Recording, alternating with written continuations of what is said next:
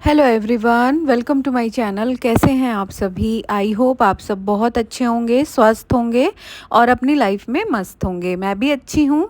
आज मैं आप लोगों के साथ बहुत ही टेस्टी दानेदार बेसन के लड्डू की रेसिपी शेयर करने वाली हूँ और साथ ही में मैंने कुछ टिप्स एंड ट्रिक्स भी शेयर किए हैं कि कैसे हम लड्डू को दानेदार बना सकते हैं जो कि मुँह में चिपके ना, और बहुत ही ज़्यादा टेस्टी, बहुत ही अमेजिंग लड्डू यहाँ पे मैंने बना के आपको दिखाए हैं। और मैंने ये सारे ही मेज़र करके बनाए हैं, मतलब सब चीज़ें मेज़र करके अच्छे से, तब ये लड्डू मैंने बनाए हैं। तो देर ना करते हुए हम अपनी रेसिपी स्टार्ट करते हैं लड्डू की।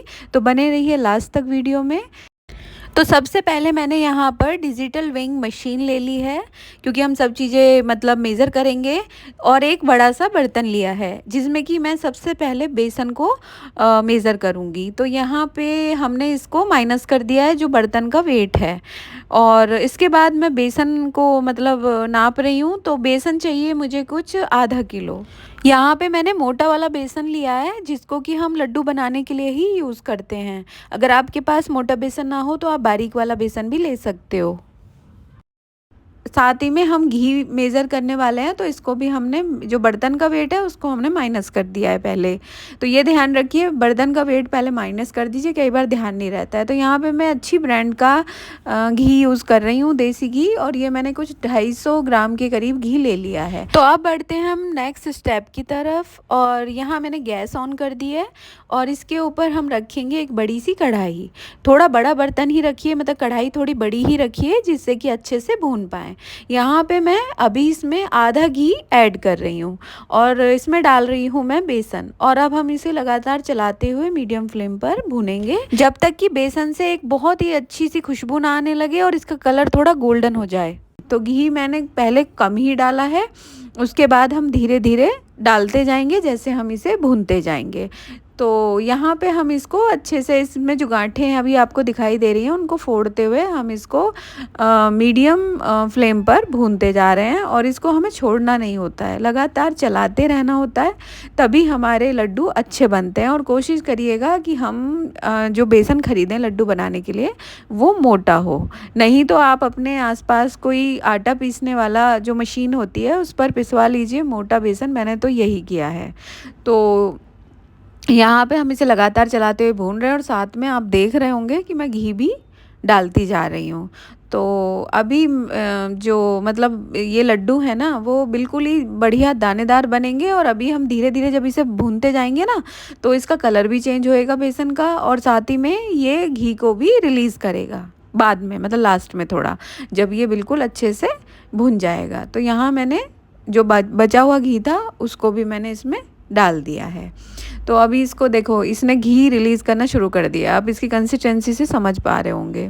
बहुत ही टेस्टी, बहुत ही बढ़िया लड्डू बनते हैं। गर्मियों के दिनों में तो आप बेसन के लड्डू बना के रख लीजिए, कोई और मिठाई खाने की आवश्यकता नहीं है, इससे काफ़ी एनर्जी भी मिलती है।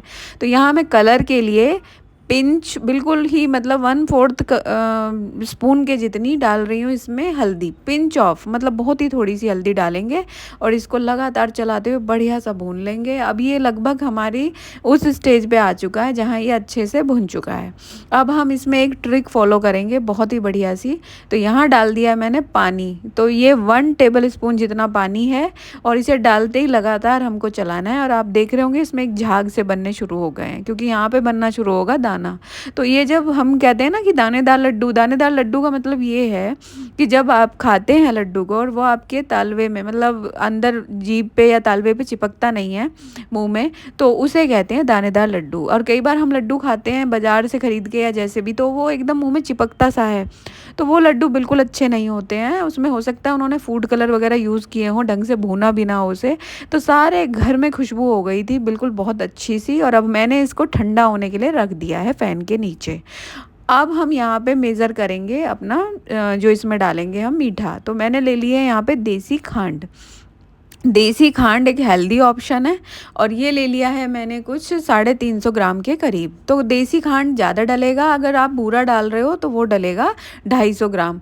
तो मैंने इसमें से देसी खांड में से एक मुट्ठी खांड अलग रख दी थी और बाकी की मैंने मिक्सी में पीस ली है। तो अब आप ध्यान से देखो, ये खांड है जिसे मैंने पीसा है और ये बिल्कुल जैसे सूजी होती है ना, सूजी की को पीस लेते हैं हम, ऐसा सा इसका टेक्सचर कुछ हो गया है। और ये मैंने मुट्ठी भर के करीब अलग रख दी है, क्योंकि अगर हम ये भी डालेंगे साथ में, क्योंकि ये बहुत मोटी है और अगर हमने सारी डाल दी, मोटी ही डाल दी मतलब उसके अंदर, तो बेकार हो जाएंगे आपके लड्डू। और अगर आपने थोड़ी सी मात्रा में डाली ये और बाकी पीस के डाल दी, तो आपके लड्डू बहुत ही बढ़िया दानेदार बनेंगे। ये भी एक टिप है मेरी तरफ से, तो आप ये भी फॉलो करिएगा। ये लड्डू बहुत टेस्टी बनते हैं, बड़े मज़ेदार बनते हैं। मैं आपको बार बार दिखा रही हूँ कि मैंने ये खांड ही पीसी है। कभी आपको लगे कि मैंने चीनी पीस दी और बाकी ये ऐसे दिखा दिया, ऐसे नहीं है। आप कलर देख लीजिए और घर पे आप खांड लाकर पीस कर देख लीजिए, कुछ ऐसा सा ही कलर आपको भी मिलेगा।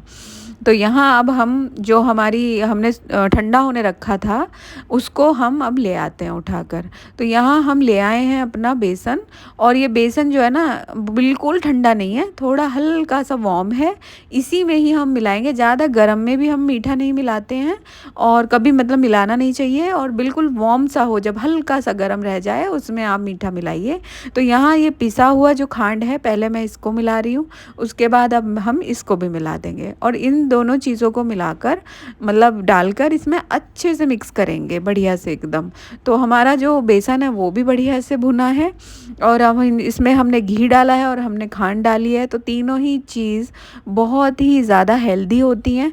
तो कोई भी बाज़ार की मिठाई लाने से बेहतर है कि आप ये बना के घर पे रखिए और बच्चों को खिलाइए, क्योंकि मीठे की क्रेविंग तो होती ही है, ठीक है। और आप इसे वेट लॉस जर्नी में भी खा सकते हो।